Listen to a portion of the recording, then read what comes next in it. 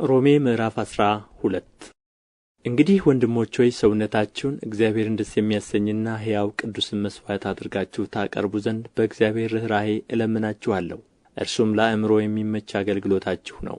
የእግዚአብሔር ፈቃድ እርሱም በጎና ደስ የሚያሰኝ ፍጹምም የሆነውን ነገር ምን እንደሆነ ፈትናችሁ ታውቁ ዘንድ በልባችሁ መታደስ ተለወጡ እንጂ ይህን ዓለም አትምሰሉ።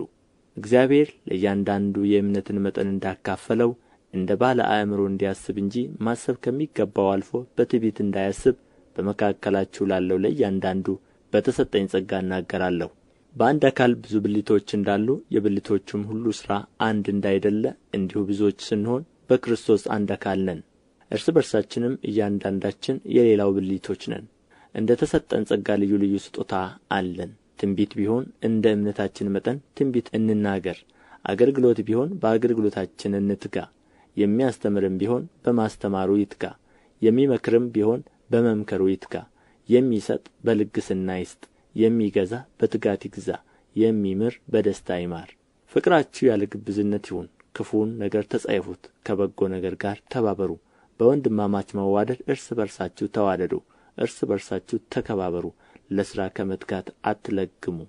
በመንፈስ የምትቃጠሉ ሁኑ፣ ለጌታ ተገዙ። በተስፋ ደስ ይበላችሁ፣ በመከራ ታገሱ፣ በጸሎት ጽኑ። ቅዱሳንን በሚያስፈልጋቸው እርዱ፣ እንግዶችን ለመቀበል ትጉ። የሚያሳድዱአችሁን መርቁ፣ መርቁ እንጂ አትርገሙ። ደስ ከሚላቸው ጋር ደስ ይበላችሁ፣ ከሚያለቅሱም ጋር አልቅሱ። እርስ በርሳችሁ በአንድ አሳብ ተስማሙ። የትዕቢትን ነገር አታስቡ፣ ነገር ግን የትሕትናን ነገር ለመሥራት ትጉ። ልባሞች የሆናችሁ አይምሰላችሁ። ለማንም ስለ ክፉ ፈንታ ክፉን አትመልሱ። በሰው ሁሉ ፊት መልካም የሆነውን አስቡ።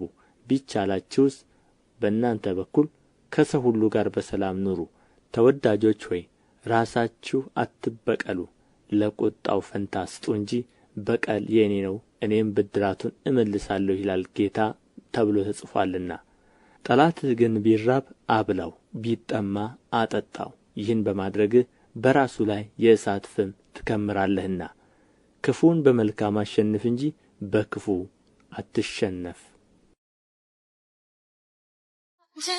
የኔ ውብ እንዴት ነው ያማረብሽ! የምር ንግሥት